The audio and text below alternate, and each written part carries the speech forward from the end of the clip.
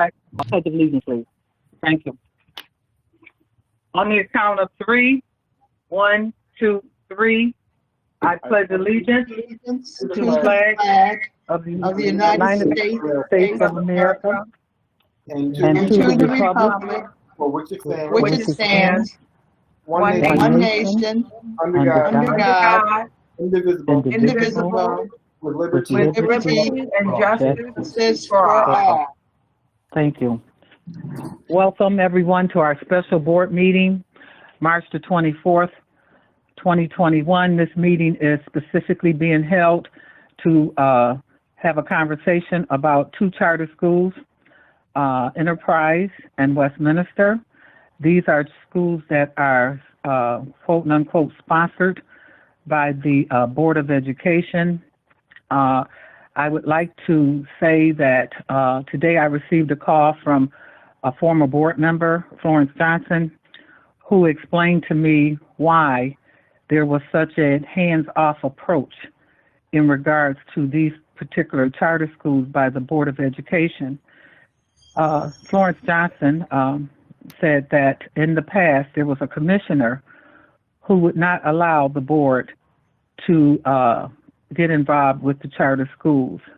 And he is no longer with the state. Our new commissioner is holding us accountable for these charter schools. Because this is this falls under the purview of the Vice President of the board, I am now turning this meeting over to Vice President Lou Petrucci of the Park District. Mr. Petrucci, would you handle, please? Thank you very much, President Kottman, and for your remarks to start the meeting. At this point, we are here for the special board meeting. Particularly, the purpose of this meeting is to discuss and potentially take action on the expiring charter and possible charter renewal for Enterprise Charter School and Westminster Community Charter School. The Board of Education reserves the right to go into executive session upon a proper motion being made and approved by the board. Now, this evening we have two schools, Westminster and Enterprise. At this point, I'm going to turn over to Mr. Darren Hall, or Dr. Darren Hall Brown. I want to give him credit for all of his hard work in achieving his doctorate. And normally then we will then refer it back over to either Dr. Chisholm or Ms. Bullock to kind of coordinate and to, I'll say, take charge of the individual presentations. So at this point, I'm going to turn it over to Dr. Brown Hall. Darren, the floor is yours. Thank you very much, Vice President Petrucci. So what the board has before them is to decide whether Westminster Community Charter School and Enterprise Charter School will either have a renewal of their charter or if that school will be closed. The board had to make this decision a couple of years ago, and Dr. Lorinda Chisholm and Ebony Bullock, our Chief of Accountability, were very involved in going to the school, meeting with focus groups, meeting with staff members, doing classroom observations. Our Curriculum Assessment and Instruction Department reviewed the curriculum of the school. At that time, it was determined a couple of years ago that the school would have a 2-year renewal. We are at the point where that 2-year renewal will expire on June 30th, 2021. So Dr. Chisholm and Ms. Bullock began that same process this year, where they held focus groups, classroom observations. The Curriculum Assessment and Instruction Department reviewed their curriculum. So there is a lot of information that has been shared with the Buffalo Board of Education multiple times. We want to make sure you had an ample amount of time to review all of that information. So this evening, Dr. Chisholm and Ms. Bullock are available to answer any questions you may have, to dig into the information that was submitted so that the board can have informed discussion and be primed to make an informed decision regarding the future of both charter schools.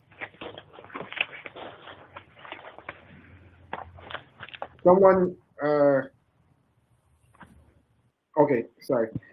So at this time, Mr. Petrucci, you can let us know how you would like to proceed. If board members have questions, we can start off with questions about each individual charter school. If board members have a piece of information that was sent to them that they would like to review in detail, we are also able to do that or if board members would like to have discussion on what the Board of Regents is expecting, we can also do that. President Cotman, can I ask you to mute your phone for a moment? So Darren, I thought that for this meeting today, I would like to begin by just discussing what the expectations are of the Board of Regents, and then I would like to handle questions regarding first Westminster and then Enterprise. Absolutely. So if Dr. Chisholm or Ms. Bullock can let us know from our conversations with the Charter School Office, the New York State Education Department Charter School Office, what is the expectation of the Board of Education? So from the CSO, the expectation is that the Board of Ed for BPS make a recommendation as far as renewal, full 5-year renewal, short-term renewal, renewal with stipulations or special considerations, or closure. And so we have planned to get that for next month's Board of Regents, but I think we may or may not make that. However, those are the expectations. We need to make a recommendation in that manner. So just to go over timeline, Ms. Bullock, I believe that in order to make the April Board of Regents meeting, that information needed to be to the State Education Department by March 18th. That was the day after our last board meeting. So the board, we did not make a decision that evening. So David Frank from the Charter School Office said that information needs to be to his office prior to us leaving for Easter break. So we have, after this special meeting, we have until Thursday of next week to make sure everything is wrapped up, and the recommendation needs to be to the New York State Education Department Charter School Office by that time, because it has to make the packet for the following Board of Regents meeting. Yes. Okay. Absolute deadline is April 15th to make the May meeting. Thank you. Thank you for that. Are there any questions among the board members regarding the process and the dates? Mr. Scott, has his hand raised? Oh, okay, never mind. All right, so not seeing any questions, why don't we begin with Westminster? Does anyone want to begin by comments, questions, suggestions regarding Westminster? I believe Mr. Scott's hand is up now. Yes, Mr. Scott. Thank you, Vice President Petrucci. For Dr. Bullock and Dr. Chisholm, there was a lot of information that was shared with us. Clearly, staff was diligent in doing observations, meeting with focus groups, collecting and analyzing data. Can you, in the best concise way, summarize? Are we going one school at a time or both schools? The benchmarks, the academic progress that you've seen over the years, in a way that I guess puts everything together and is understandable to us as board members. Just kind of a concise review of all the information that you have shared with us, as far as from the start of your observations and your assessments several years ago until now. Sure. Lorinda, can you start that discussion off? So for the charter schools, there are 10 performance benchmarks that they should either meet or exceed the district in. And the first one is in student performance, and that's really based on their New York State assessment data. It breaks it down within the report by grade level, as well as by students with disabilities, economically disadvantaged students, and English new language learners. The second benchmark is teaching and learning, where we're looking at, this year virtually, going into classrooms, observing instruction, and this is where we utilized members of our special education, utilized members of multilingual, as well as CAI department to participate in the classroom, virtual classroom visits.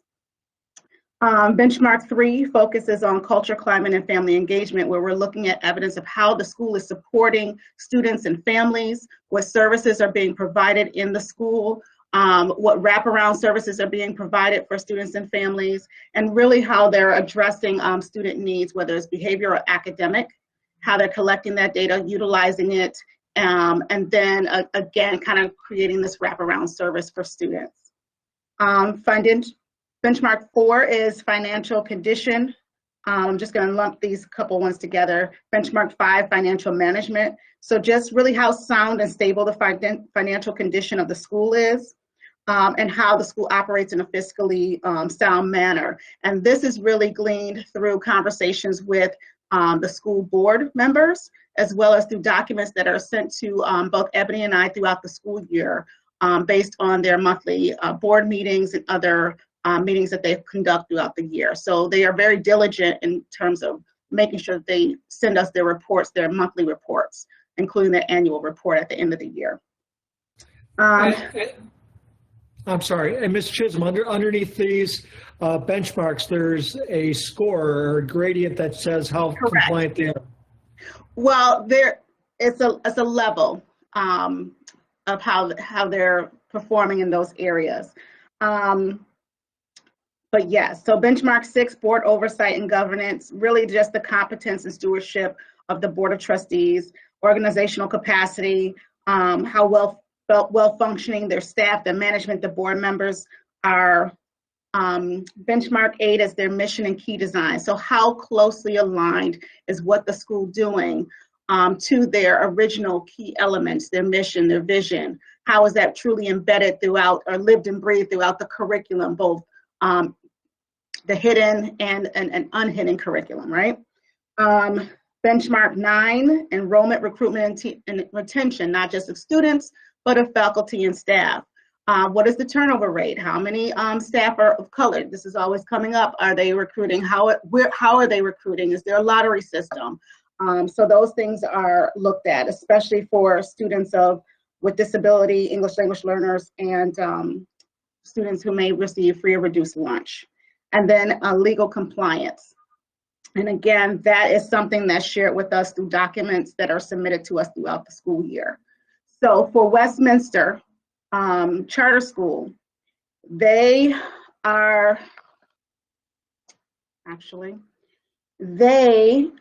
meet in 6 of the 10 benchmarks, and they are approaching in 3 of the 10 benchmarks. None of the benchmarks were they exceeding, none of the benchmarks were they falling far below. The 6 areas where they are approaching was student performance, teaching and learning,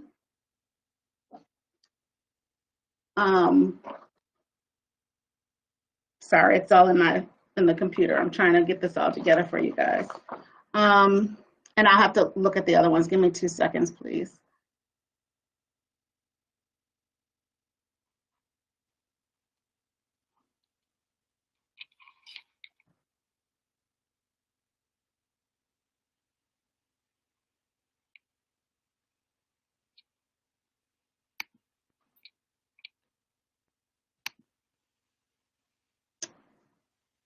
I apologize. No worries. No apologies necessary, as I try to find it on my phone as well. Because it's a long document, so I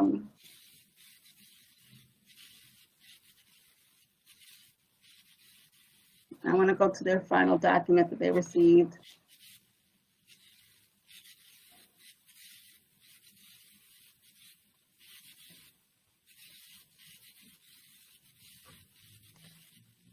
And I take that back. So they were approaching in benchmark 1, I apologize, approaching in benchmark 2, teaching and learning.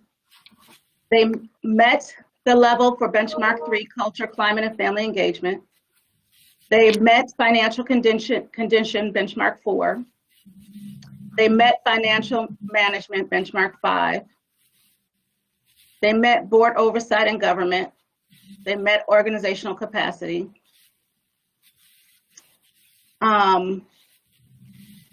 They met for legal compliance, benchmark 10, approaches for benchmark 9 with enrollment. They met for benchmark 8, mission and key design. and they met for benchmark 7, organizational capacity. 2, 3.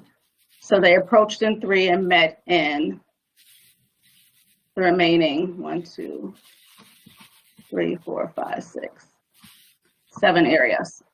And Lorinda, for the benefit of the board and the viewing public, can you let everyone know what are, because there are 4 indicators: exceed, met, approach, and Yes. fall said below. Can you just let everyone know those 4, I guess I already let them know those 4 indicators. But Yes. what the 4 indicators are, please?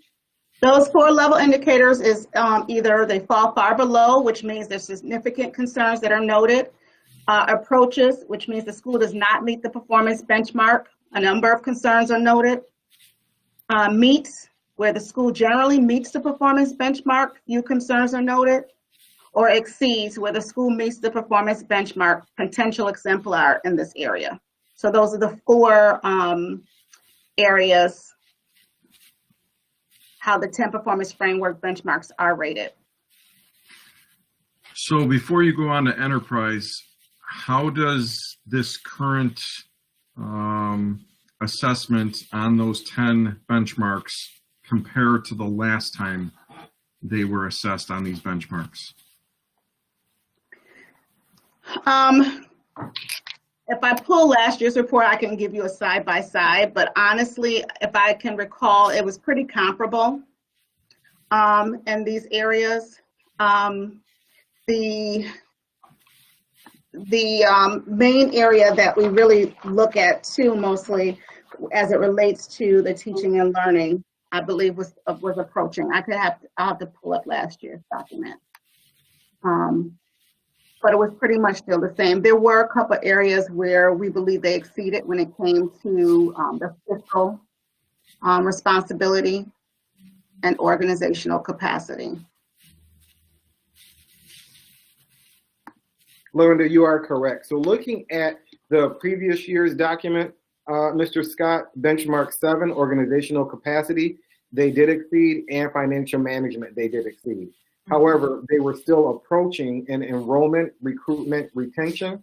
They were approaching in benchmark 3, culture, climate, family engagement. They were approaching in benchmark 2, teaching and learning, and they were approaching in benchmark 1, student performance. So they've constantly been approaching in the student performance. Right.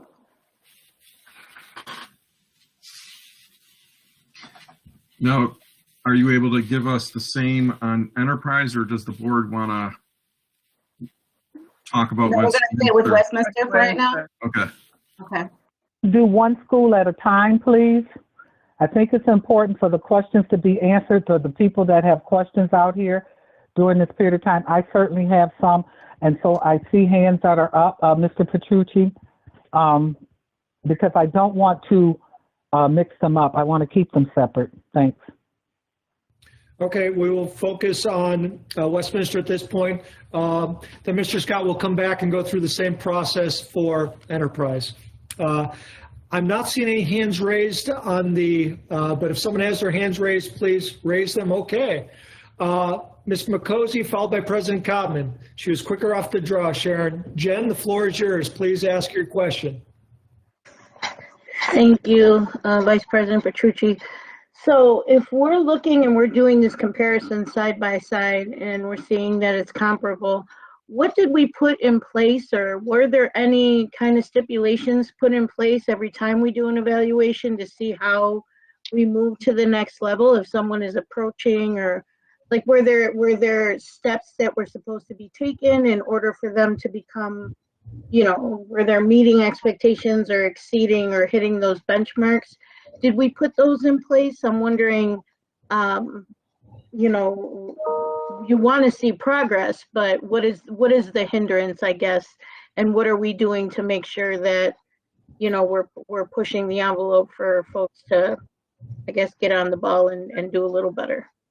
Great question. I don't know how else to put that. No, we got you, Board Member McCosey.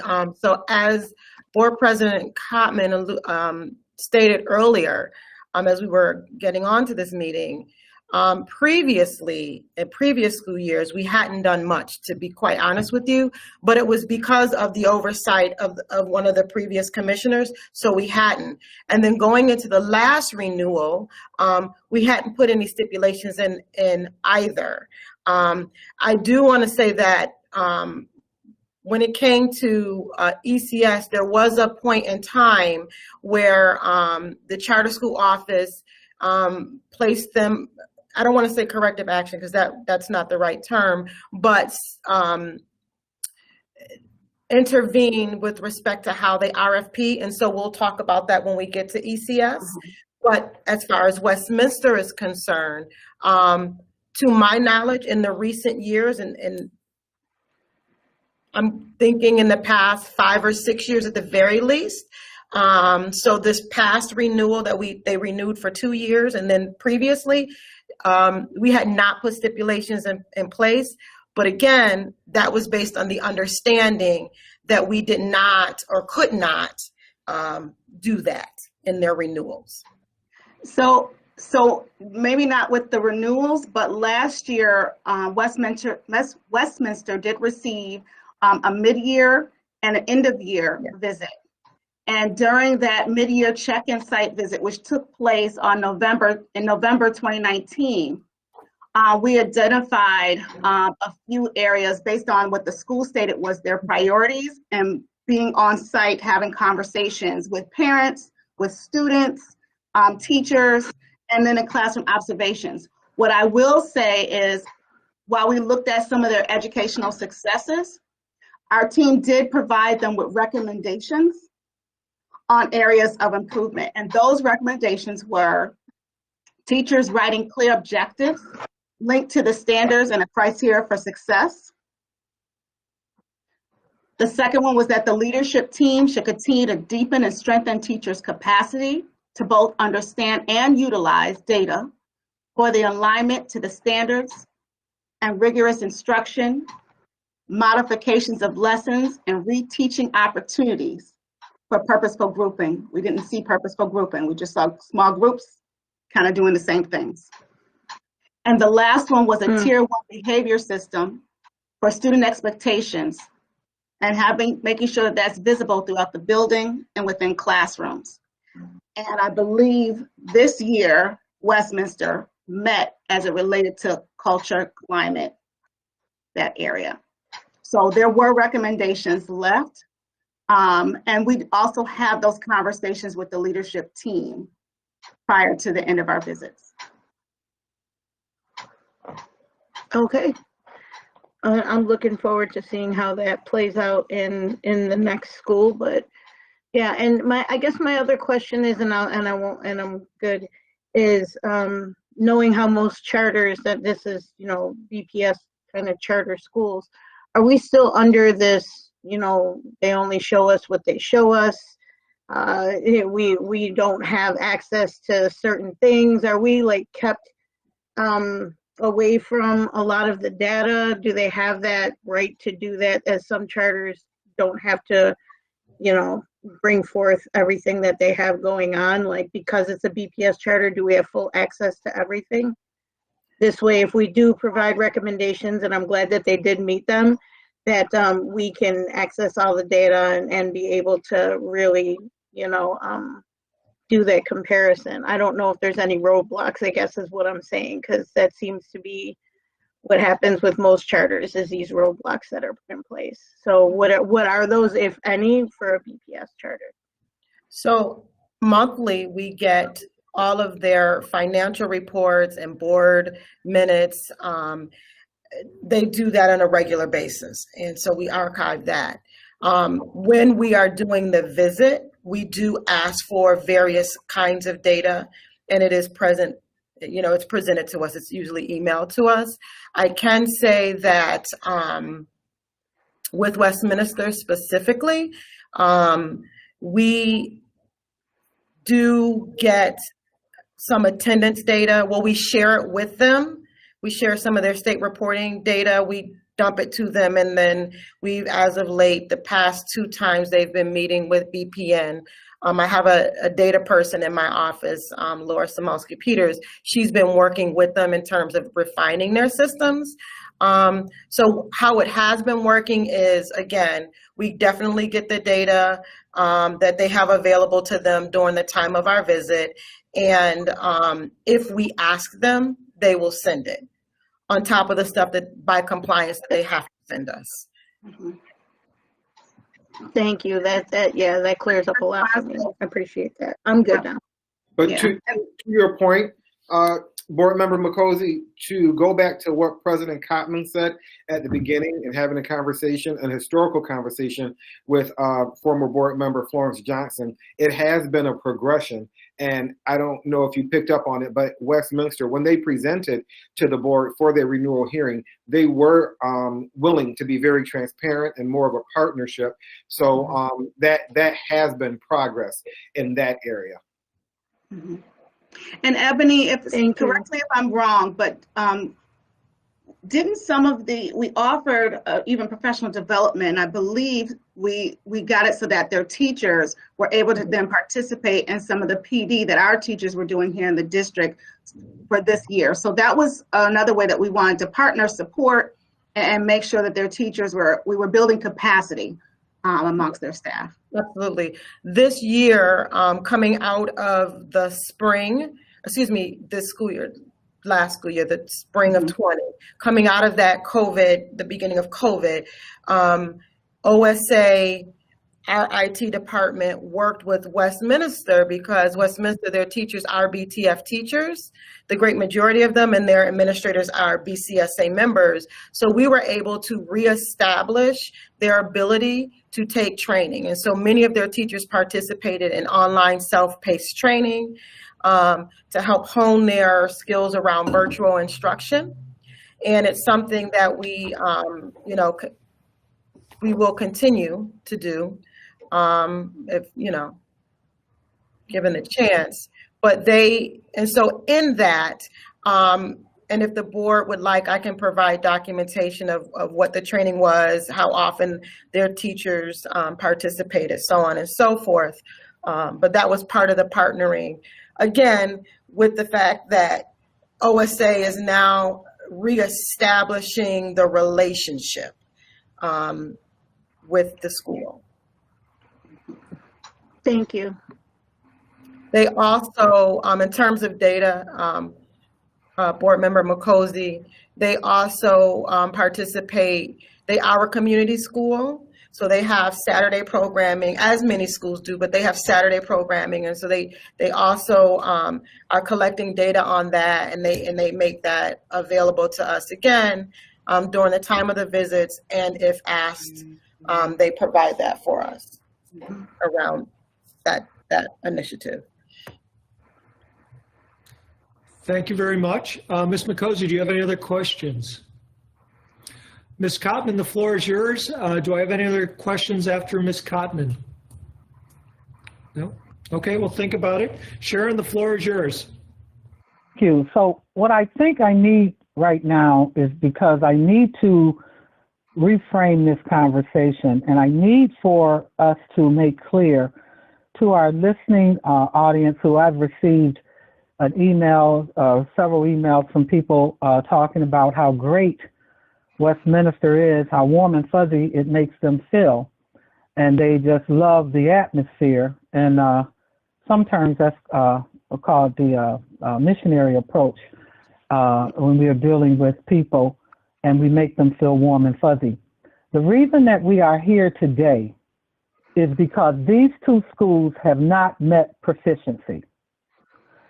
They are schools in good standing, and I would like the staff to explain what a good school in good standing means. And then I want the conversation to be about proficiency, because what I need to make sure, what's not happening here, is that people do not think that we are picking on these two schools and that we are isolating them out and treating them differently than we would treat other charter schools. these are two schools that, quote unquote, are technically, according to the Commissioner of Education, schools that should be being monitored by Buffalo Public Schools because we are, in essence, their sponsors, I guess you can say it like that. And so I want to be clear to our listening audience why we are here today. We are not here because these schools are not doing a great job in making people comfortable in their culture, in the other benchmarks. We are here at this point in time because there has been a history, decades, at least one decade or maybe two, in which there has been poor proficiency. And in our system that we are currently under, the Buffalo Public School system, that we are being monitored by the state, if we had had these numbers, or when we did have these numbers, we were put on a corrective action plan. Our schools were shut down. We had to do certain things in order to maintain our presence and maintain our school district. Because of the charter world and because of the guidelines that are not fair as far as being the requirements that the public schools versus charter schools are responsible for, we are at this point where we have two schools that have been identified by the state with major problems as far as proficiency is concerned. And we are here, all of us are here for the students and the student outcome. And this is why we're having this. And that's what I want to be clear about, because I think what's happening here is that from the emails or the calls that I've received, somehow or another, there appears to be a sentiment out there that there is not a need for us to be having this conversation, and there is not a need for us to be questioning what is going on in these two schools. Now, I will say, in dealing with Westminster, it appears that Westminster, and as I looked at the data, has improved, has significantly improved. But you will remember that Aloma B. Johnson was closed, and her proficiency rates in many areas were higher than these two schools. And so what I want to make clear here is that this decision is a very serious decision. We don't take it lightly. But we cannot ignore the fact that this is not 1 year, not 2 years, not 3 years, not 4 years, not 5 years, not 6 years, not 7 years, not 8 years, not 9 years, not 10 years, not 11 years, not 12 years, not 13 years, not 14 years, not 15 years. This has been going on for a long time.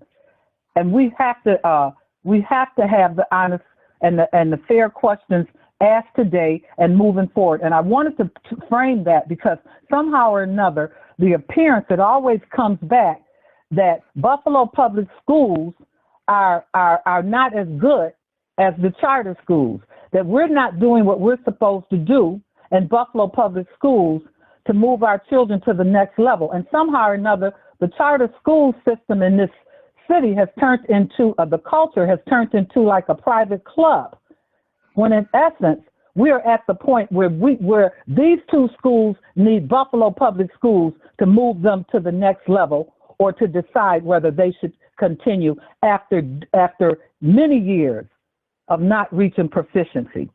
And I want those proficiency numbers published. I do not want those numbers not published, because if it was Buffalo Public Schools, we would have that. It would have been blasted across the front page of the Buffalo News. So I just want to say that because I want to be clear that we are not picking on anyone. We are doing what the state is requiring us to do, and we cannot complain about what other charter schools are and not doing if we don't handle our business, and we have a commissioner here that is allowing us to address that at this point. And so would you please explain what a school in good standing means, because many of these people see school in good standing, they think everything is okay, and why we're dealing with this proficiency issue with this school, and then we will deal with it when we deal with the enterprise school. Thank you for that. Thank you. So the the state education department assigns accountability status based on the performance of students. The issue that we have is that they change the cut scores, as we know, they change the formulas, as we know. And so in short, both when we last renewed Westminster and currently, they have been designated as good standing. And what that means is certain subgroups have made adequate yearly growth. And so they were given the accountability status of good standing. That's not to say that they don't have groups that are still struggling or grade levels that are still grade levels that are still struggling. Lorena's going to walk you through their data, and so in essence, that's what it is. They are called good standing because some of their subgroups have made what the state has determined as adequate yearly growth or performance, but they do have some students that may still have some challenges and that they need to work to grow. But I want Lorenda to step in because she has. Lorenda, do you have the data for this current application and the second application of student performance? Okay, I do. So I don't know if the board members have a copy of that final report in front of them or on their computer, but on page 9, it starts with benchmark 1 in terms of their elementary middle school outcomes. And it starts with the aggregate and subgroup data, and proficiency in this area, the target is 75%. And if you look at for ELA and math with the subgroup areas, we can see that for all students, it remains around 30 to 33%. For math, for all students, it's around 30%. The last couple of years for students with disabilities, 0% in ELA. For math, 0% for students with disabilities. And for economically disadvantaged students in ELA, 26%, math, 31%. So not even meeting half the goal towards proficiency of the target of 75%. And then again, as you all know, we don't have any New York State assessment data for 1920. Figure 1 demonstrates the assessment proficiency by state and district over time in a comparison to Buffalo schools. So it kind of shows that the difference between the district and the state, and where basically just letting you know the comparison between the state and the district. And then when we get to table 2, the outcomes again for those subgroups of students, it compares Westminster to the city of Buffalo, to New York State, to the district. In math, Westminster has fallen below across the subgroups since 2014, below the state. And in comparison to the district, it's fluctuated, plus or minus 5 percentage points. Not anything that you would consider to be significant. Whereas in ELA, they've continued to trail New York State. And again, in the last couple years they've fallen behind, slightly behind city schools, but not that much. But that goes to show just how their score is relative to our district, relative to New York State. And then it breaks it down on page 12 by grade level. Again, for ELA and math, Westminster, difference between the district and the difference between New York State. And it's too many grades to go through, but the red is the deficit and the greens is how they've outperformed us. And I just want to make sure people have access to see this. If you're able to look at, okay.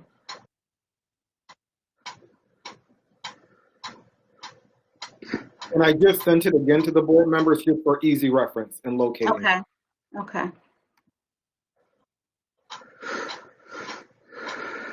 So there are some areas in the last 2 years, 2 to 3 years, going back to 2017, where they've performed better than our district.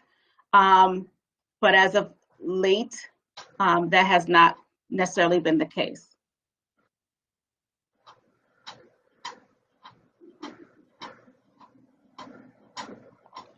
But I do want to, and we always want to play and make sure both sides are highlighted, because although they have fallen below the district, if you look at the figure on page 11, you will see that from 2017, 2018, they were below the district. In 2018, 2019, all students were below the district for ELA and for math. Math goes all the way back to 2016, 17. But you will see that those years compared to themselves from 2016, 17, all the way to 2018, 19, they have steadily improved. But the good thing is the district has steadily improved also, so that's why they still remain below the district. But they have improved, because I know they stated that when they presented to the district, and I want to just show that that is accurate. However, they were still performing below the district. Just for clarification for the board. Thank you for that. And so may I also say that on the Board of Regents charter school in their performance framework, there's a sentence that is stated, and it states, generally, charter schools are required to demonstrate performance outcomes that exceed those of the traditional public schools. And that is because they are giving opportunities, or they are allowed to function in a way that charter schools cannot for various reasons. And so when this was brought, I need some clarity here. When the state brought this to the district's attention, what was the state saying to us in regards to this? Because you guys came back to us to tell us that the state has highlighted these two schools. And what was the state basically saying, if you can just conclude or capsulize it, whatever they were saying? Just tell me what they were saying. Because people think that, you know, everything is great and that there's no need for this. This is what I'm hearing, okay? And I just need to know why the state would take it upon themselves to require us to go through this process if it was not necessary. And then that's all I have to ask. This is the thing, Mrs. Scott, man, we need to be very, very clear. Every charter school is up for renewal, you know, at some point. So we have renewal hearings every year for charter schools that are up for renewal.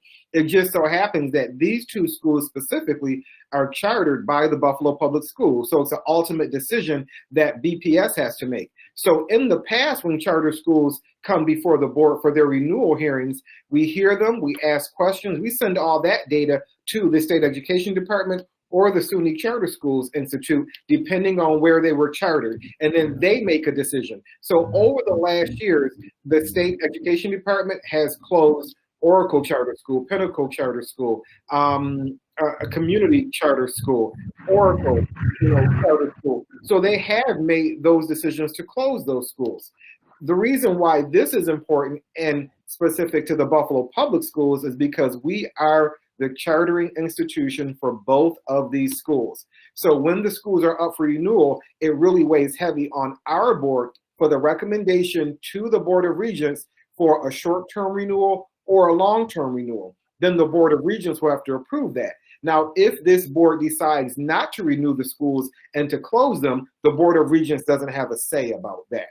But they do have a say about the renewal, whether it be a short-term or a long-term. And if it's a short-term renewal, even a one-year renewal, they would encourage that we put some sort of conditions on that renewal for this charter school. Now, what those conditions look like can vary, and that would have to be a discussion with the Board of Education on what those conditions are if the board chooses to go that way. President Cotton. Additionally, President Cotman, to add on, the CSO was concerned at the length of the charter and the questions that you're bringing up now, that they've been in our community for many years, and that charters, you know, their goal is supposed to be about providing an education for students that is nuanced and more efficient, some would say better, if you will, than the home district, you know. And so, to paraphrase directly one of the people that we work with, he said, you know, charter schools, they are supposed to provide an education that is better than the home district. And they should be able to, because they have certain flexibilities, they are supposed to push kids beyond the home district faster than the home district, catch them up. And so when you have a charter school that is not performing at the level of the district or better, and have been in a community for a time, you called out Aloma, that charter, for example, then they become concerned. And so that was their concern. Thank you for framing that. Thank you. I believe we have Dr. Kathy Evans-Brown next, followed by Mr. Hurd. I'm sorry, Mr. Petrucci. Go ahead, Darren, run with it. But Dr. Evans-Brown, followed by Mr. Hurd. Thank you. I just wanted to emphasize what President Koppman's sentiment is about this particular meeting, because I too, along with board member Larry Scott and President Koppman, were in that meeting with the commissioner, Rosa. And she came out and said, I'm surprised that you guys still have these schools operational. Why are they still open? And she based it on, you know, the performance and proficiency of these young people in these schools. She questioned it. And so it alerted us as board members, gee, you know, what's going on?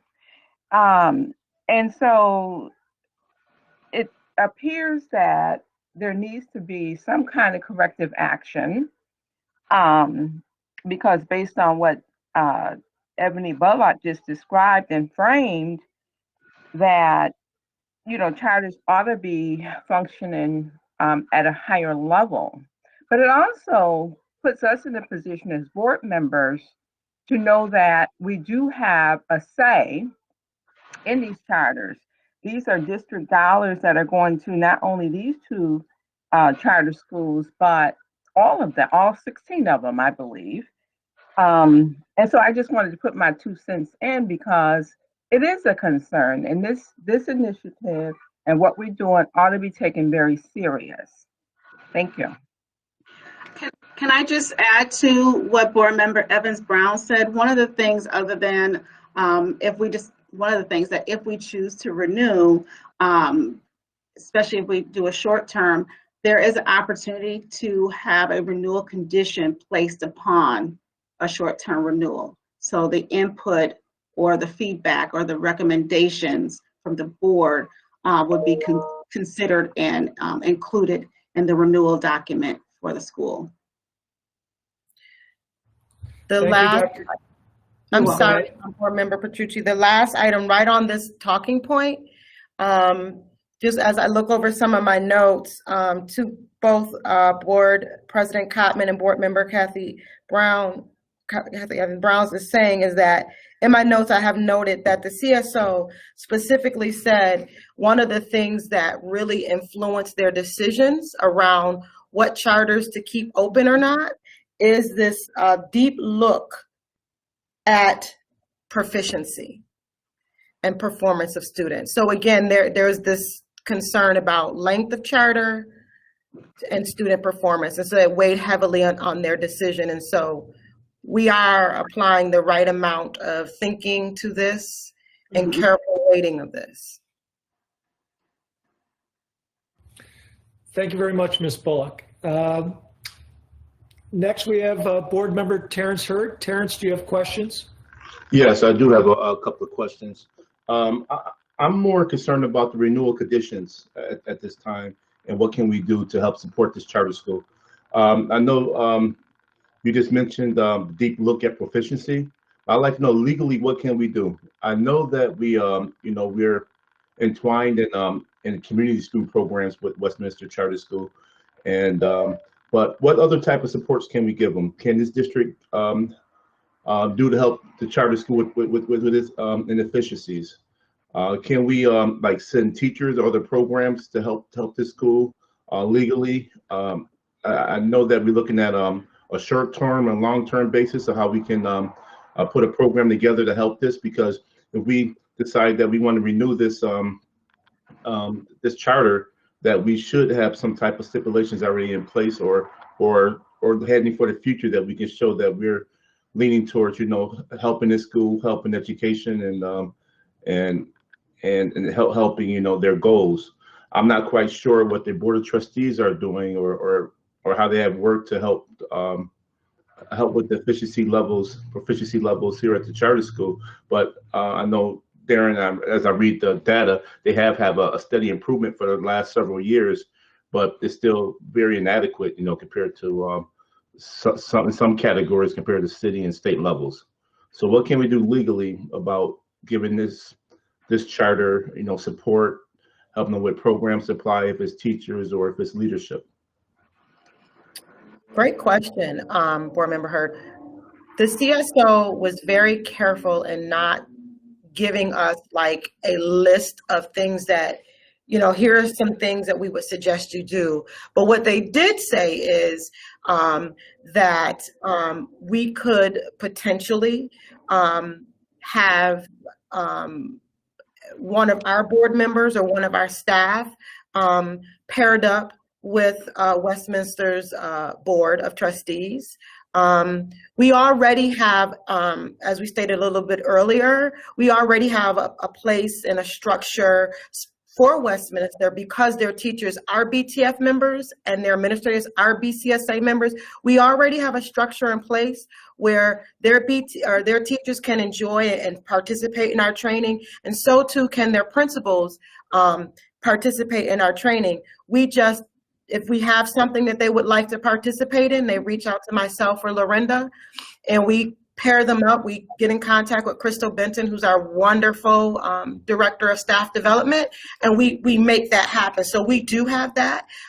But to your point, we can enhance that. Perhaps we could require certain training modules of their teachers and their administrative staff. So they talk about things of that nature as it relates to student performance and instruction. But, I think that, Nate, and I don't want to put my foot in my mouth or say something I ought not to. So we would then just have to work it out in collaboration with Westminster to create something, an MOU that really works to support them with supporting students. I should stop there, Nate. No, Ebony, I think you're right. I'm not going to say what's legally permissible and not, certainly not in public, because that could be used against the board at some point in time. But I think the most telling thing that Ebony said is there are recommendations, guidelines, a measuring post, for example, in terms of what your expectations are, in terms of an independent monitor, for example, for lack of a better term. There's not a specified list of what would be legally permissible. And I think, the board should really have the discussion along with staff on what might be helpful if the board's interest is in extending, and then we can, I will advise accordingly in an appropriate way, and certainly not during a public meeting. And I think whatever it is, again, because these are conditions by which we want to come back in and frequently measure, right? Whether it's quantitative or qualitative, it has to be aligned to the supports that would be needed by the school. And the two schools, they have different needs. So again, following with, I was gonna say Dr. Bullock, but we're gonna put it out there. Her thing, making sure that it's something that's done in collaboration with the school, that's important to providing those supports. So for example, board, just to tie this up, you know, if we believe that Westminster needs help around instruction, so we can again beef up training for teachers, we can also then say, you know, your fill in the blanks subgroup, right? Coaching, your fill in the breaks subgroup needs to increase proficiency by 3 to 5% by the end of the school year. And so we can set cut points like that in line with where they have fallen within their benchmark. So I would suggest that whatever we do on top of what we've just said is tied to what, you know, aligned to the levels that they've been assigned in this final report. Okay, thank you. By benchmark. Okay, I have questions, but I'm going to defer to my fellow board members. Dr. Rivera, do you have any questions, followed by board member Woods? Dr. Rivera, the floor is yours if you have any questions. Thank you. I do. I have a concern to express first, but also just a position, which is that any school that serves our community needs to be a strong school, because education is so critical to our students, wherever it is. So education is a high stakes business. We need performance. We need to be sure that students are succeeding and have all of the opportunities to succeed. So I think at its base, that's what this discussion is about. For Westminster, when I look at the data, here's an observation and a question. The observation is that over the years, there hasn't been a steady increase in achievement scores, but there also hasn't been a steady decline. And so what I'm curious about is, how does this data accurately reflect what's going on in the school? Because in their presentation, the school was talking about new initiatives focused on student achievement, but they had just started.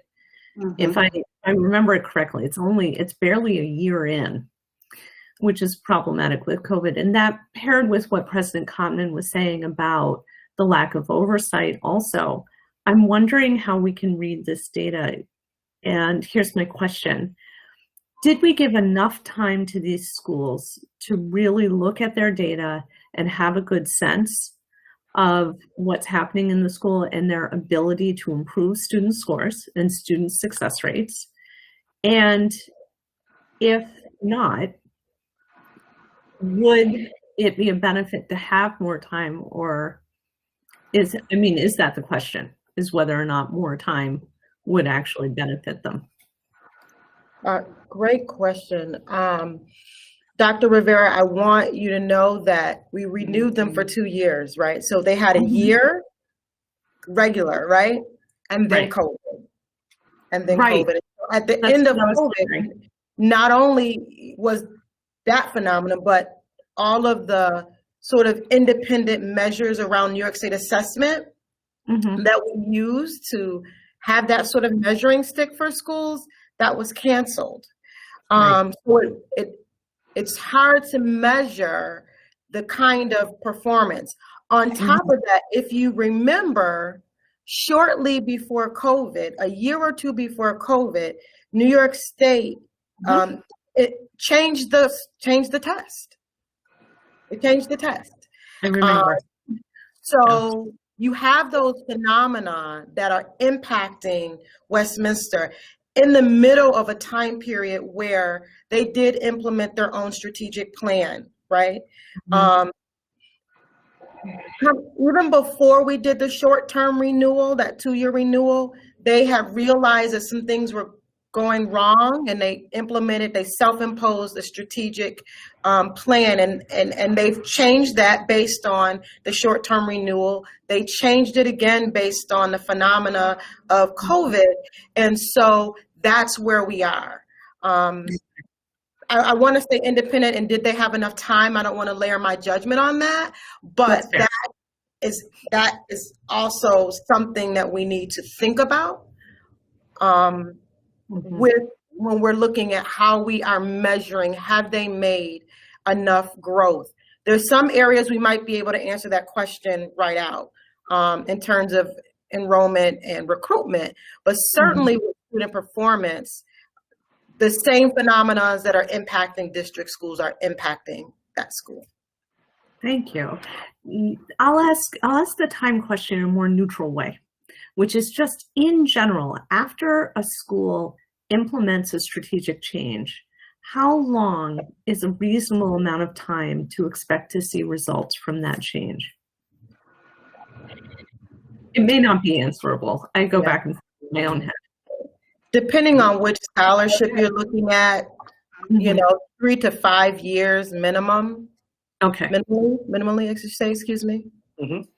And that's if you're implementing this, in my mind, the same practice, the same framework over a period of time without the constant shifting or changing from one thing to the next thing to the, you know. Right. Yeah. You can't put anything new in. You need that change there. Right. Needs to be stable for us to know whether or not it's worked. As an outcome. And that's what needs to be monitored. Okay. And, you know, over time, right? So we know that Westminster put in place a new way to actually look at data. Part of their strategic plan recognized that they had, you know, the bank folk from our partners, M&T Bank, and the way corporate, you know, data mines look at, mine, you know, monitor, make adjustments is slightly different than how, you know, a school would do it. And so they've made those quick adjustments, not only in their training and in their practice, but bringing in a staff member whose job is all about data, to help them really authentically look at their data, and to make instructional decisions based on what the data says children can do, right? So we know as educational leaders, it's not enough to say, you know, 50 more third graders passed X measure. You need to know what part of that they do better on, what part do they need remediation on. And so their initial way that they were looking at data with the fine folks from their partner M&T Bank wasn't giving them what they needed to make those decisions. They came to that again on their own independent study of their data practices. And so they had begun to put those practices in place. And then we had, you know. And I think the other concern around that was, while they hired someone to do the data, the teachers have to also know their part in looking at data and how that impacts their individual classrooms and students. And that wasn't funneled down. So that was part of the recommendation. I can have a data coach do all the data from my teachers, but if I can't see my part with my 25 students to move the school 10 percentage points. Yeah, they need to be able to read the data, use the data, and make changes in the classroom. I did catch that in the report. And that's the piece that I'm wondering a little bit about to what extent do we need to give more time, or is it, you know, indicative that the culture shift hasn't happened yet? This is my last question, and you may or may not be able to answer it. It appears that there's been a lot of changes over the years to try and address this issue. Do you have a sense of how many there were, and whether or not these last changes, these most recent ones, if Westminster intends to hold on to those and allow them to really become a culture shift in the school?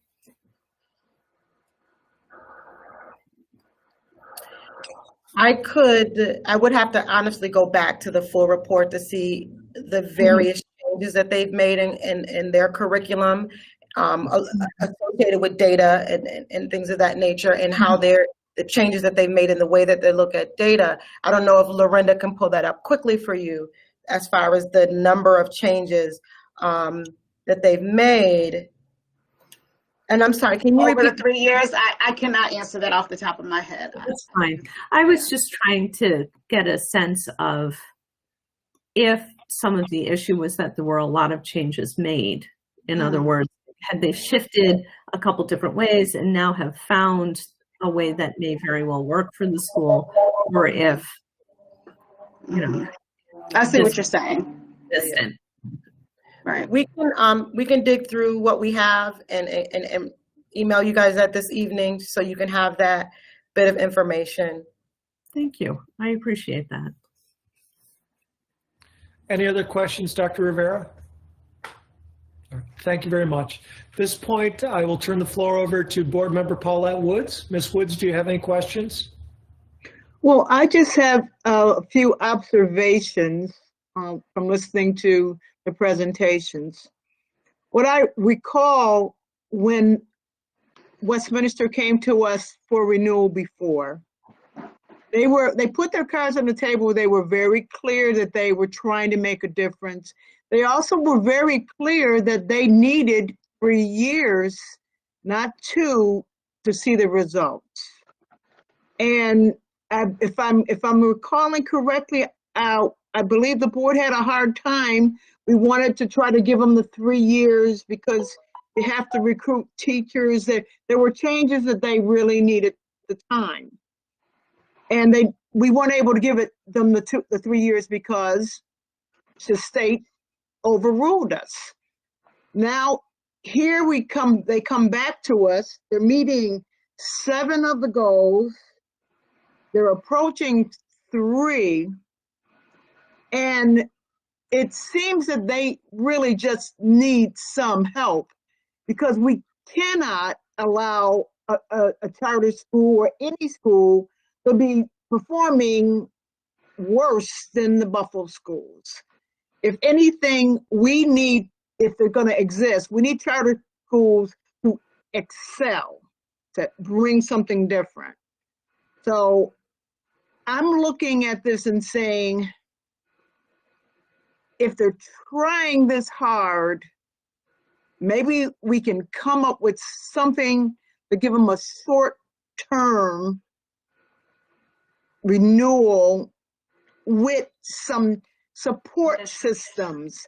And this would be like, hey, this is your last shot at meeting some goals. But just like we expect the public schools, all schools face changes in this pandemic, I think everybody's facing some challenges. So my listening and my observation is that we need to do the best we can to support them to meet those other 3 areas that they're failing in, if it's possible. Because I really wouldn't want to disrupt 550 children's lives if we didn't have to. And then if we do have to, I'd like to know what kind of plan we could use that time to make some kind of plan that if we have to be fair and evaluate them like everybody else, and they have to close because they're failing, then we need a plan that what we're going to do with those 500 children. And I think we need a little bit of time for that too. So that's my thoughts. Thank you, Board Member Woods. Excellent points. I do want you to know that with Westminster, if we remember, they are a conversion charter. And so while certainly anytime there is a change, it can be upsetting to school communities, we could just simply, assume them back with very little disruption. They could just simply stay there and they're just a BPS school again. They were formerly, I believe, if I'm not mistaken, Dr. Brownhaw, 67? 68. 68. So, but yes, that is a concern. With everything else going on, today, politically, socially, that would hurt all of our hearts to disrupt 500 children plus another 30 or 40 staff members. But we also need to frame this correctly, and I appreciate what everyone is saying and what you just said, Ms. Woods, but we need to frame it correctly in the mindset that the charter school has to do their work also. Yeah. I know we want to support, we are big on support and making sure that the school succeeds, but they have to do their work also. So if the board wants to put conditions in, or we get an independent monitor, that independent monitor may need to go in and let them know how they can better utilize their resources, because both schools have significant fund balance, how they can better utilize their resources and how they can be more efficient in increasing student achievement. Mr. Scott? Well, Dr. Hall Brown, I just want to say that I was at that meeting with the commissioner also. So she made it clear they've got to come up. We can't continue a failing school. She made that very clear.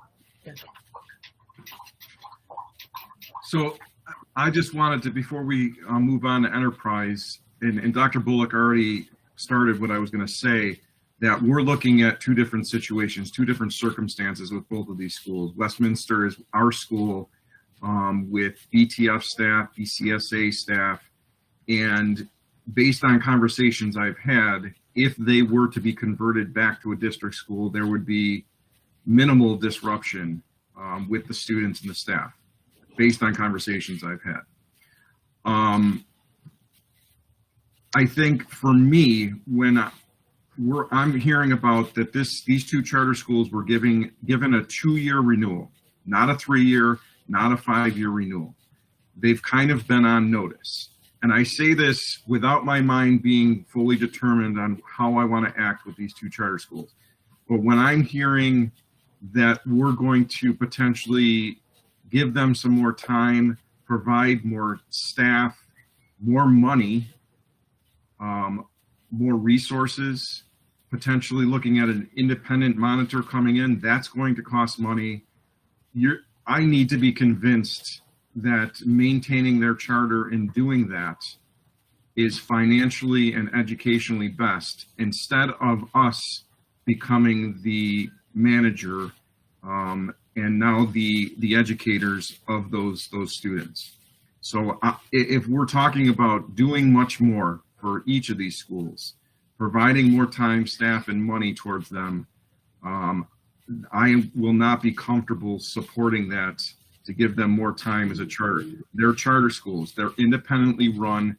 They're expected to do what's needed to be done so that they're performing at least at the level of our public school students, or in most cases, they should be performing above, especially since they're not educating the same amount of students with disabilities and English language learners and those with behavioral challenges.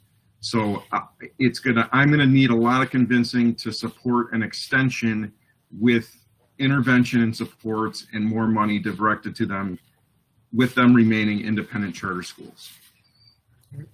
Thank you, Mr. Scott. So I'm going to I have a few questions I want to ask, and then we can, I'll bring up to the board as how you'd like to proceed going forward. So let me just preface my remarks by saying, and I do not want Ms. Bullock or Dr. Chisholm to respond, that one of my concerns is when I started reviewing all this and reviewing our charter schools in the city of Buffalo in general, is that I don't believe that your office has proportionally grown in relation to the number of charter school students that we have in the district. And that's just my own observation, just want to put it out there.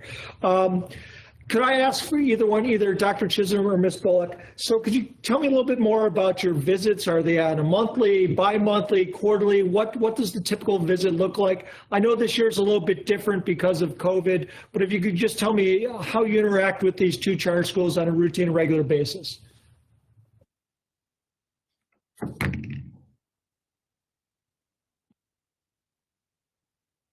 So I'm going to ask Lorinda, Dr. Chisholm, to help me flush it out a little bit, because she, in some transitions we've had in our office, she was the main person this school year. But again, so our reviews prior to COVID were, visits I should say, were 2.5 days on site. But before the on-site work, we did curriculum audits. So we would get in all of their curriculum. They would send us assessment data. We did a full review of that, along with, again, what Dr. Chisholm said, the Department of Multilingual, Special Education, and the Office of Instruction here in district, they would help us go through all of that. Then on site, we would have focus groups. We have focus groups with parents, teachers, the Board of Trustees, students, partners, their community partners. We also would do classroom visits where we would go in for 15 to 20 minutes at a time, and we visited every single subject area. Our goal was to at least hit half of the classrooms per day of the visit, so it was a very, time-consuming, rigorous process. And we would also observe and visit teacher meetings, their typical grade level meetings, and also their data meetings. We also, not only did we do a focus group where kids sort of just gave us their perceptions of the school, and we have questions and protocols to do that in a very student-friendly manner, but we would also sit down with kids, and kids would present their work to us. So we would look at student work, we would look at the feedback that teachers gave kids, we looked at APPR documents, so we look at how the administration gave feedback to teacher on their practices. And Lorena, did I hit, we hit everything, right? Oh, again, an extensive look at their charter. We also went back in this process, we would review all of the documents that they would send. We did that at least once a year. And then we had shorter visits where we would drop by every year, if possible. When possible, it hasn't been possible this September. Sometime in the fall, Dr. Chisholm would stop by and just spend a morning at each school, sort of around the back to school time, to see how those events take place, how many parents are coming out, just to get the look and feel of those events. And so those are usually just a few hours a day, a couple times a school year. Yeah, I think I don't even want to say it was last year. Well, actually it was last year. The beginning of last school year, Enterprise would send an invitation to come to welcome back activities, stuff like that. This year we did a one-dayer, whereas Enterprise was actually over 2 days because we had some issues with the virtual classroom visits. But because it was virtual and because of timing and everything, as I was conducting the focus groups and meeting with the various stakeholders, that's when our team members were going in and conducting the classroom visits. So we were kind of really running the review concurrently to maximize time that way. And also because with us being virtual, the teachers and the schools have kind of modified their classroom schedules to meet students who are either online or not online for those days. So we really had to be creative around what the review process looked like in this virtual setting for this year. And I just want to finally button this up a little bit. The reason why Lorena and I keep going back from review to visit and using that different language is because Lorena's job in the district is she also reviews every single school in our district. And so one of the things that she really did under the leadership of Dr. Brown Hall is we brought, which may also have been contributing to some of what has happened with both schools, 5 years ago, we began intentionally a process to bring the charter school renewal visit process to make it in line with our very rigorous school review process. And so that took some time, that took some relationship building. We certainly were in the charter schools more often than previous staff who have been doing this work. And so we just really wanted to make sure that it was in line with how the state requires us to review and visit and provide feedback to our in-district schools. So that's a very important distinction that you should know. Thank you. My next question has to do with the organizational capacity. When you guys are going through these visits, do you set up a Zoom call or do you meet with the board of directors? Because a lot of the school decisions for our charter schools are driven at the board level. We do. We hold a separate focus group meeting with the board of trustees, and and then some of the conversations and meetings sort of happen as needed. But when we're in the visit for renewal, there's a separate focus group meeting for that group. Next question. So under your financial condition and financial management, and I bring this up to to try and just to try and illustrate or to help Mr. Scott with some of his concerns as well. I know that both of these schools, I've had opportunity to visit both Westminster and Enterprise. I will say that if the numbers that they told me in terms of what they have in reserve are true, and I have every reason to believe they are sitting on substantial reserves. Is there a methodology by which that someone needs to have? What's the methodology by which you grade charter schools for financial condition, financial management? Is it based upon their annual audit? Is it based upon the amount of money that they have in reserves? Like, could you talk a little bit about that if possible? Mm-hmm. Actually, and Lorinda, Dr. Chisholm, rather, correct me if I'm wrong, that methodology is led by the charter school office, and they provide that to us. Right. Other So than there's a computation that they use. Yeah. And we just verify that, yes, they send us monthly their financial reports and their board minutes and things of that nature. We verify that when they ask, and it's typically an email or a call. And yes, if they want copies of them, if they ask, the CSO that is, if they ask them, then I will send that information to them. But that computation is handled by the CSO. Mm-hmm. Beautiful. Okay, those are my questions. Thank you very much. You're welcome. At Board this point, President yes.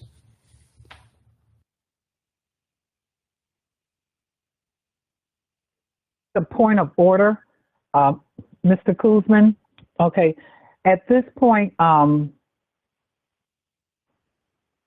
open session, what are the next steps we're going to go into enterprise, I'm sure, but after that, what are the next steps? Do we have a candid conversation, or do we talk about this behind closed doors? Explain to me, where are we with this? Because there is a need for some legal advice somewhere in here.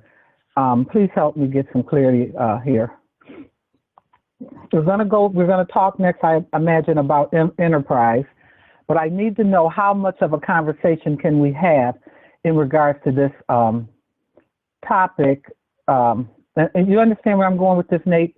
The message, the things that we may discuss, are we going to, because I don't want to, you said something earlier about a concern about legalities, and that's what I'm concerned about. That's questioning what I'm questioning. Well, I mean, at this point, I'm a little uncertain as to what you're referencing, but if there are issues that would, you got to cross Harlem. If there are issues that could expose the board to potential liability, we should go into executive session quickly and receive some legal advice on that, so you can be specific. Okay, so that's what I'm concerned about. I'm concerned about, you made a statement that it can possibly, something that can be used here can be, that if we're not careful, something that we say can be used against us. And that's what I wanted to be clear about. That's what I'm concerned about. Yeah, my advice could be used against you. That's why I don't want to advise the board. Okay, so it was your advice. Okay, all right. I don't want to advise the board on any topic in open session. So, if there's a need for legal advice, we should go into executive session for the purpose of receiving that legal advice. Okay, so Mr. Petrucci, before we have a complete discussion, can we move forward to talk about enterprise and get the same report basically from enterprise, and then maybe have a conversation on both schools at that point, or because I think there's a need to find out what's going on with the other charter school where, I'm not sure how you want to conduct this. I just need some clarity on it. I agree, President Common. So that was going to be, Nate, I'll defer to you after I was going to do enterprise, and then we can go into discuss to receive legal advice and then proceed accordingly afterwards. Nate, did you want to say something? No, I mean, my suggestion would be, I think, the board, you could probably, cut to the chase a little bit more quickly, and, if you got to move to enterprise and talk about that as a separate item, that's certainly fine. But I think the threshold issue here is whether the board has a desire to extend the charter or not in each of these individual cases. And if the answer is no, and you want there to be some dialogue about resources and support, you should schedule a second special meeting, and we staff and the board can work on coming up with some recommendations or proposals on what we would like to do, and we can talk to the board about that and then come back and vote on those specific things. Nate, just a point of clarity. Would it be a two-step process? Would we cast a vote tonight to say whether or not we wanted to extend or not, and then, or maybe extend with conditions, whatever the will of the board may be, followed up by a subsequent meeting, or will we do the vote with the conditions at a second meeting?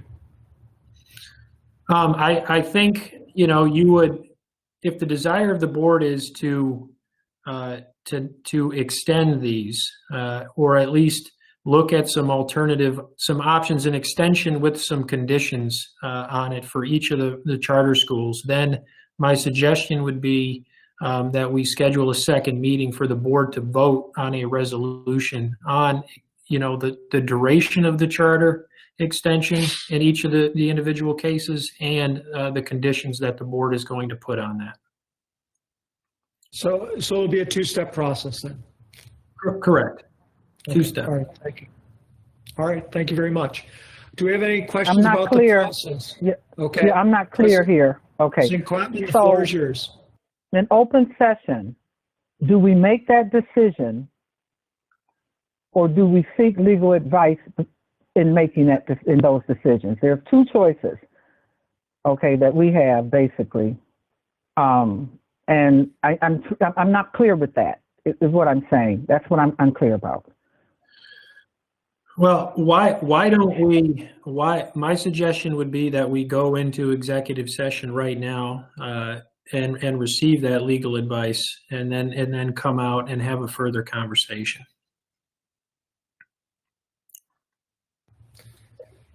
So, based upon advice from our distinguished counsel, do I have a motion to go into executive session to receive legal advice? I have a motion made, so moved by President Belton Cotman, second by Terrence Hurd. All those in favor signify by raising your hand. Anyone opposed? Mr. Scott's opposed, or were you just scratching? I need clarity. Is this legal advice on both charter schools or just Westminster? Well, it will be on both, probably. But I'm prepared to advise the board on legal advice on ramifications, whatever direction it goes. Whether you extend or not extend in either one of these situations. Okay, thank you. And for the record, I would invite Ms. Bullock and Dr. Chisholm as well to executive session with the approval of the board. I think it's important they be there as well. No problem. Along with Dr. Hall. Oh, yeah, along with Dr. Brownhall. Sorry, Darren, tried to get you out of it. Oh, no. Thank you very much. So at this point, we're going to break from our meeting with the viewing public and go into executive session. Mike, can you please put us into executive session, please?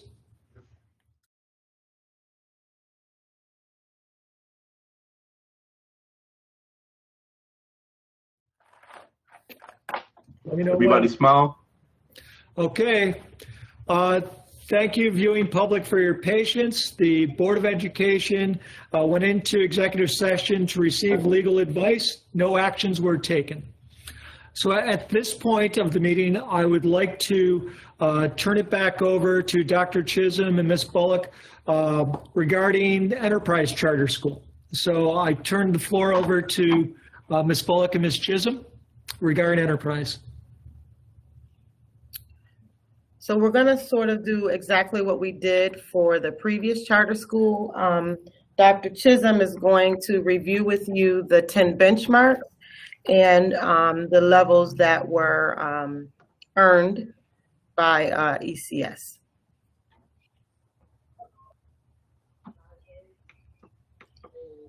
Dr. Chisholm, you should unmute. Thank you. For the student performance, again, using the same performance benchmark framework, Enterprise Charter School is reviewed under the 10 different benchmarks. Benchmark 1 being student performance. This year, they achieved a level of approaching compared to last year was also approaching. Benchmark 2 related to teaching and learning, the level was approaching compared to last year, also approaching. Benchmark 3 related to culture, climate, and family engagement. The school met that level compared to last year where they exceeded. Benchmark 4, financial condition, they met for this year. Last year that was an unrated benchmark. Benchmark 5 for financial management. This year Enterprise was rated as approaching. Last year it was rated as meeting. Benchmark 6, they remained at meeting for board oversight and governance, both last year and this year. Benchmark 7 for organizational capacity was approaching compared to last year, meeting. Benchmark 8, mission and key design elements, meets for this year, last year was approaching. Benchmark 9, enrollment, recruitment, and retention, approaches compared to last year, also approaching. And benchmark 10 for legal compliance was meets. Last year, they were rated as exceeding. So this year, after 18 years of operation, the school is rated in the following manner: 0, exceeding in 0 benchmarks, meeting in 5 benchmarks, approaching in 5 benchmarks, and falling far below in 0 benchmarks.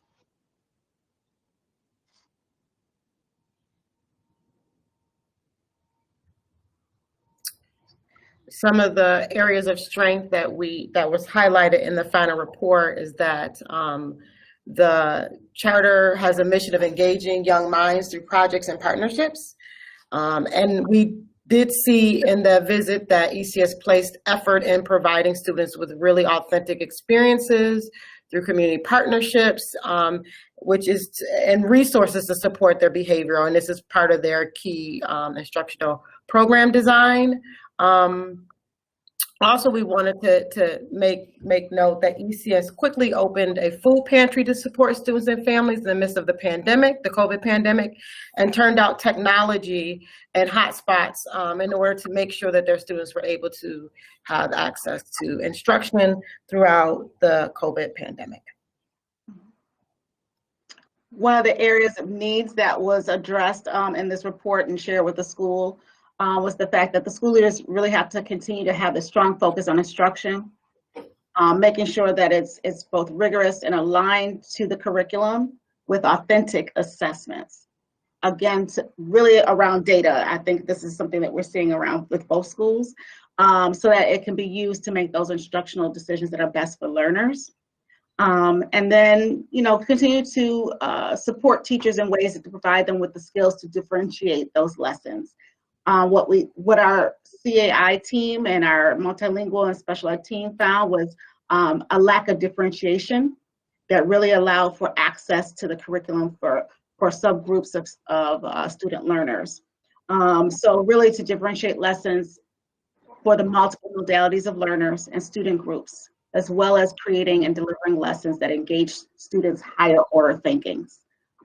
Questions were really mostly observed as closed-ended questions, and most of the classrooms observed were teacher-led, not a lot of student voice.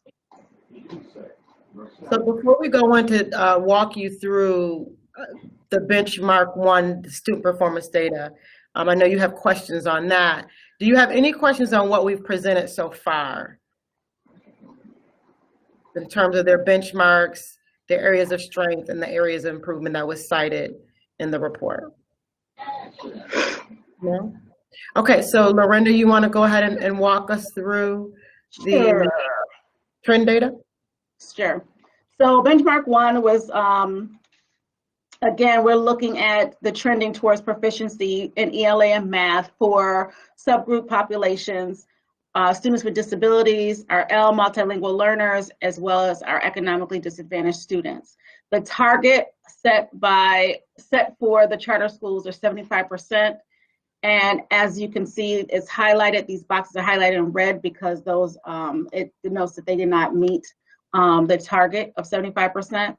So in the last couple of years, for ELA, all students was at 27%, students with disabilities, 22%, multilingual learners, 25%, and economically disadvantaged, 26%. In comparison to math, at least for the 18-19 school year, 19% for all students, 12% for students with disabilities, 6% for multilingual learners, and 19% for economically disadvantaged students. And again, no assessment data was collected at the end of 1920. New York State assessment data, let me be clear about that, due to the COVID-19, the cancellation of New York State Regents assessments, and 3 through 8 assessments. Again, figure 1 on page 9 shows the proficiency for middle and elementary school assessments for the state and district for the differentials over time. And then table 2 also breaks it down by the subgroup populations, comparing enterprise to the Buffalo Public School District to New York State. And it fluctuates if we do the differential to the district. For all student groups, they perform lower than the district. However, with students with disabilities, it's been kind of comparable. If they've outperformed us the last 2 to 3 years when it relates to students, multilanguage learners in ELA, and then it's gone back and forth with economically disadvantaged over the last 2 or 3, 4 years for ELA. For math, the district has outperformed all student groups in comparison to enterprise. Since 2015, enterprise has not outperformed the district. And it looks like since 2017 for both multilingual and economically disadvantaged, they have not outperformed the district in math. And then table 3 looks at the aggregate grade level proficiency. And it's a lot there to look at, but you can kind of see the red where they've underperformed compared to the green where they've either met or exceeded the district performance in grades 3, 4, 5, 6, 7, and 8 since 2014.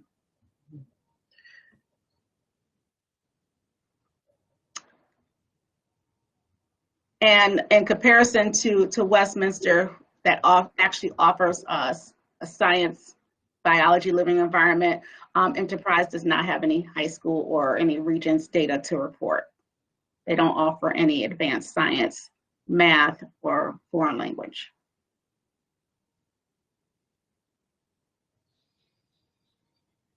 Dr. Chisholm. Mm-hmm.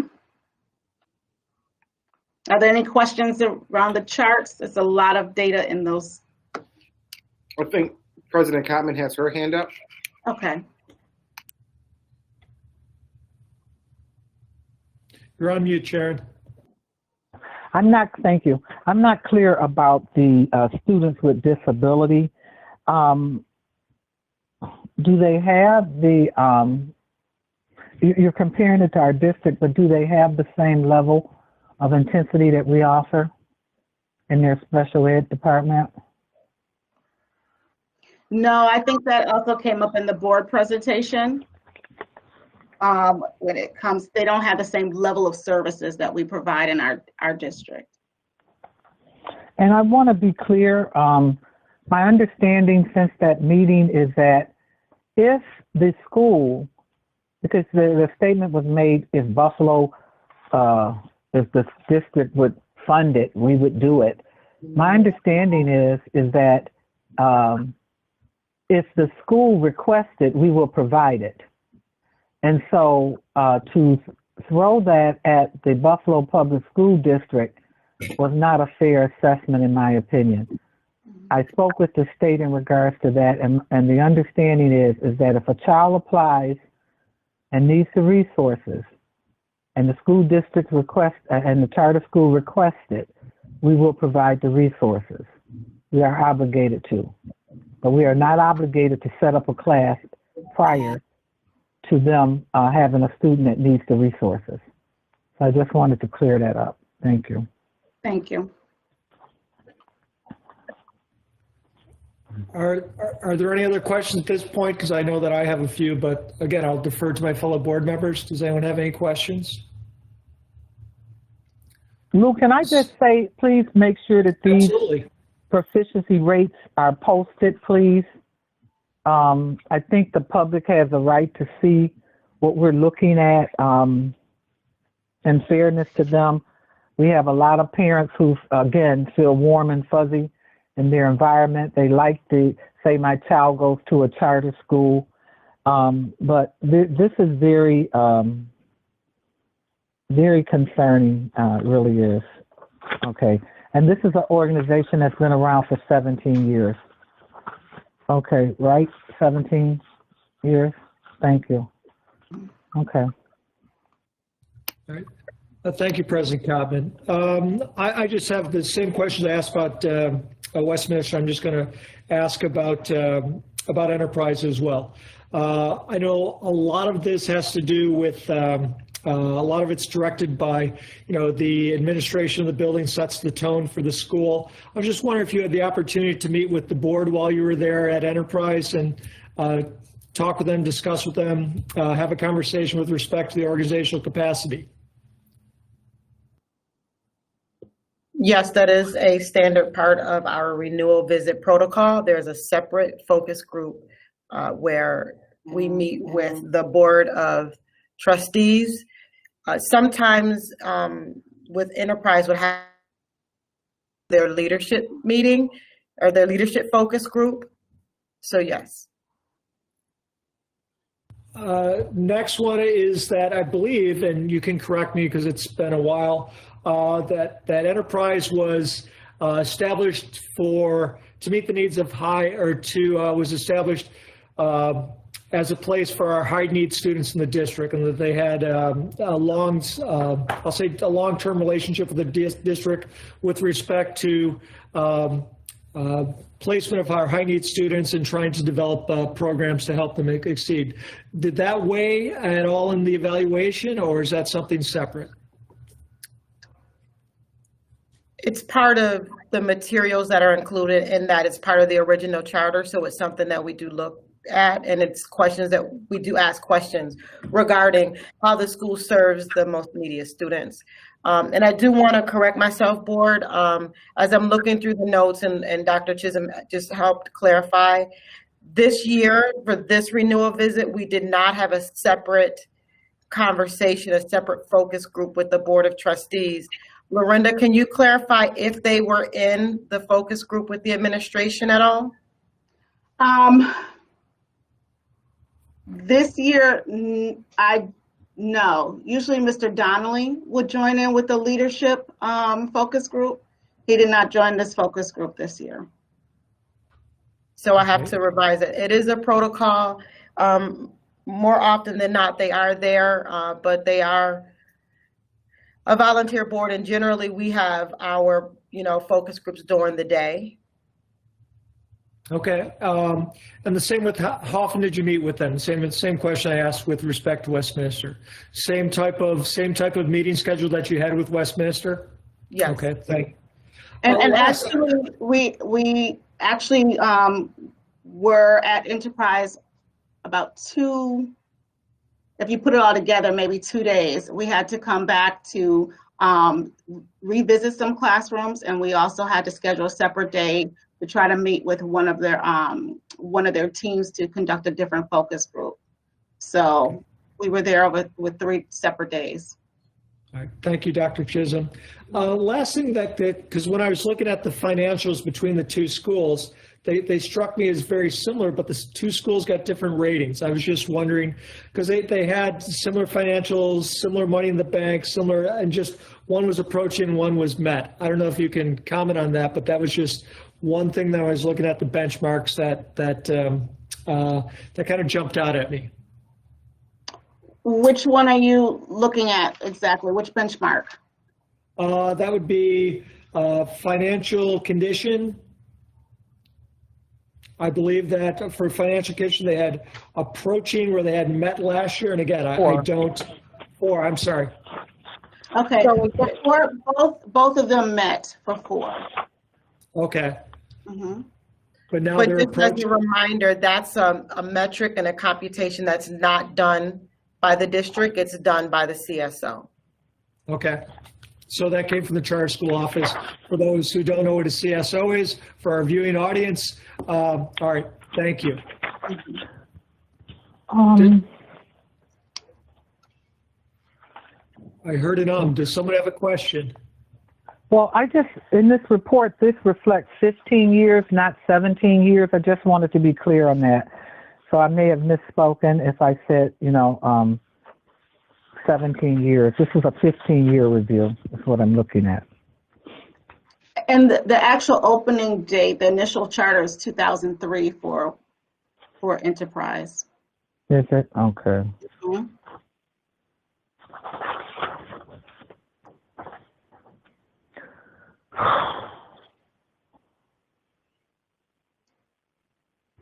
So, Board President Gottman, the floor is yours. okay, so in working with the staff, and I'm particularly interested in this report that has the factual errors in it. In working with the staff, after you received this report, was there any dialogue between you two as to what why they why it was written like this? Why their rebuttal was written like this? Yes. No. Okay. There is email communication that allows them to submit corrections to factual information, as well as provide a rebuttal. While this rebuttal, it looks like they're addressing factual information. So I'm not quite sure, but at that point, the report is finalized, and they are aware that whatever they submit then becomes attached to that report and shared with the board as well as with the charter school office. And part of our protocol, President Comment, is to not respond. So we provide them with the report, we provide them with our findings. They have the opportunity to submit a factual correction, if you will, and they're supposed to stick to factuals. And we talk to them about what that would mean. If we misspell the name of a curriculum resource material, if we said there were 5 teachers in a focus group, but there was actually 7, no matter what they put in there, we don't respond. They're able to do that, and then they can also write a rebuttal. It does not change our findings. We just put it together in the report. Right. Now, I will make the corrections if there's errors to any factual information. But for example, what they stated was they used my quote, "No state assessment data has been collected for the 1920 school year due to COVID-19 and the cancellation of New York State assessment." That's not a factually inaccurate statement. So that statement was not changed in the report. Now, granted, while they gave their own school assessments where they used other benchmarks, that's fine, but that's not what the state was looking at in terms of their assessment data. So that did not garnish a response, and that was not edited in the report. The second one had to relate to benchmark 2, teaching and learning. They felt the entire summative evidence for that benchmark was factually incorrect. But even when you look at the information that they feel is accurately correct, they said a curriculum audit began during during the February 2020 visitation. I'm not even sure what February 2020 has to do with the 2021 academic school year. So I'm using the curriculum audit from this review and any documents from the 2021 school year. I wasn't going back to February 2020. So that made their statement and response here inaccurate. So it was not responded to. Great example, Melinda. Thank you for that. Okay, thank you. You're welcome. Any other questions, board members?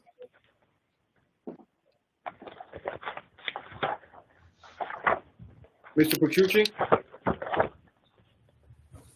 So, not hearing any other questions, I'll ask, put it to my fellow board members one more time. Any other questions, any other opinions, anything that's unsettled in your mind? Now is the time to speak up. Okay. So at this point, I'm going to ask what the will of the board is. I believe that we're going to schedule a second meeting to actually conduct the vote on these two individual charter schools. We will need to post a meeting notice with respect to the actual vote that's going to take place, a special meeting where the vote will take place. That will be forthcoming. We do not have a date at present. We can poll the board to see if there's a date that works for everybody. I know that we have a meeting next Wednesday as well, or a training. Yes, Mr. Kuzma. We don't have one. We have Tuesday instead of Wednesday. That's correct, Sharon. Is So that we could meet. Excuse me, Darren?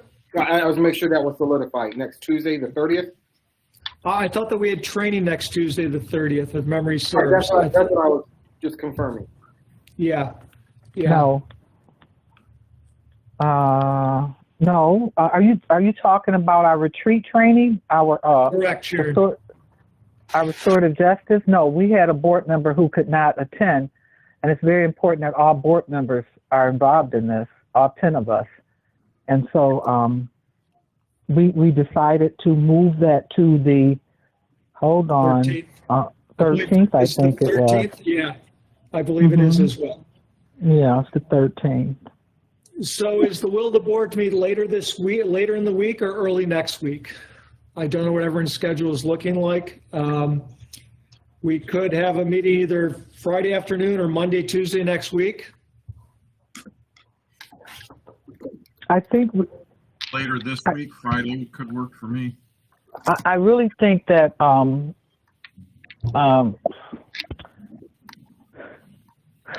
Darren, is it realistic to do this week?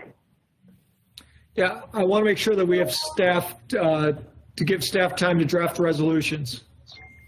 So that's why I'm thinking if we do maybe a Tuesday or Wednesday next week, that might be better, allowing a little more time. Okay. Tuesday. Kathy, did you say you preferred or you can't make Tuesday? No. I was saying because the original retreat schedule has been postponed, could we use that time, which is Tuesday, I think at 5, we said? Whatever date that was. Time. I have it blocked out on my calendar, so yeah, it's free right now. Yeah, that's, I concur. Or we can do a Wednesday. Tuesday or Wednesday, I agree with Darren. To give the staff ample time, can we do it on Wednesday, please? Sure. Can we do it that Wednesday? Because I think in fairness to them. Would you like a 4 o'clock meeting or a 5 o'clock meeting?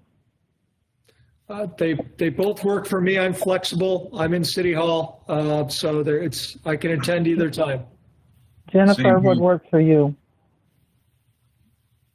Jen, Either one works. Wednesday would be better for me. Wednesday would be better? Okay, Yeah. let's do it Wednesday. Can we do 4 o'clock Wednesday? Sure. Yeah. Then? Okay, all right. Is that okay with you, Ann? I just want to, Ann, Paulette, are you guys okay at 4 o'clock on Wednesday? So we will put a public notice out that Yes. we will have a special meeting regarding these 2 charters on Wednesday at 4 o'clock. Perfect. Thank you very much, board members. So Thank you. anything And- else about these 2 topics? Dr. Chisholm, Chief Bullock, General Counsel Kuzma, thank you very much for all your work on this also. We appreciate it. Yes, we do. Yeah. Thank you. Thank you. Good work. Thank you so much. Thank you. Everybody. Okay, Thank you, have a everyone. good night. Hey, everybody. Good night. Wait a minute, wait a minute. This is a formal meeting. Motion It's a to formal adjourn. meeting. So moved. Motion to, by Sharon, second by Larry Scott. All in favor? Aye. Aye. Anyone opposed? All right, Glenn. All right, have a good night. Have a good night, everyone. Thank you. Okay. Thank you, Mr. Good night, Petrucci. Bye-bye. everybody. Night, night.